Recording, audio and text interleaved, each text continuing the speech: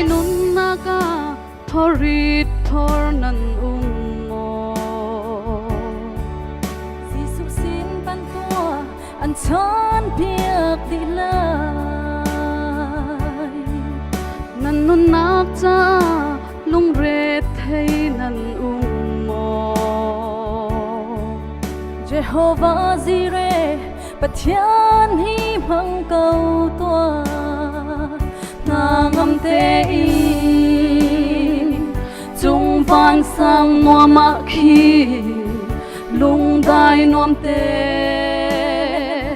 leng ti chiao si na boy nak nun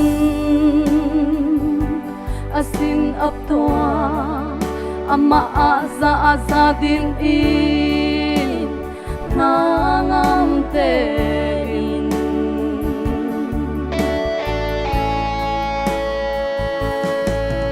Jehovah pathian man mi si nan du mo na mi nung phela thật nak hi lo mai sa Jehovah pathian joy san si nan du mo akut ke shama tang dorin tua ngam te chung van sang mua ma khi lung dai nom te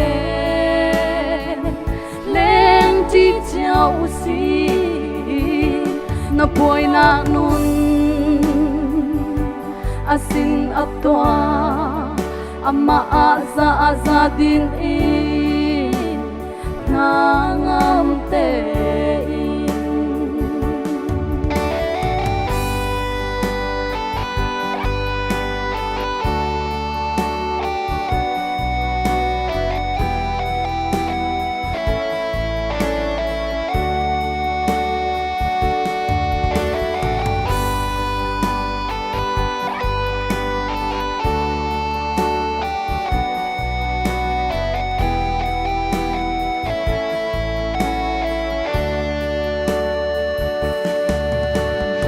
san hang thiam hay tiu si nan du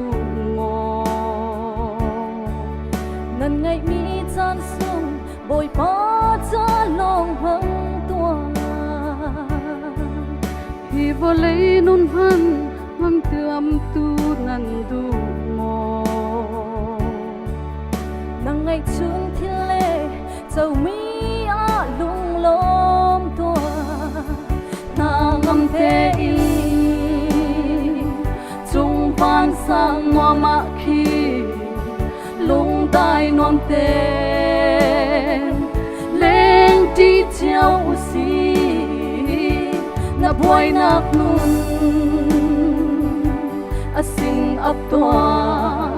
ama aza din in ngam te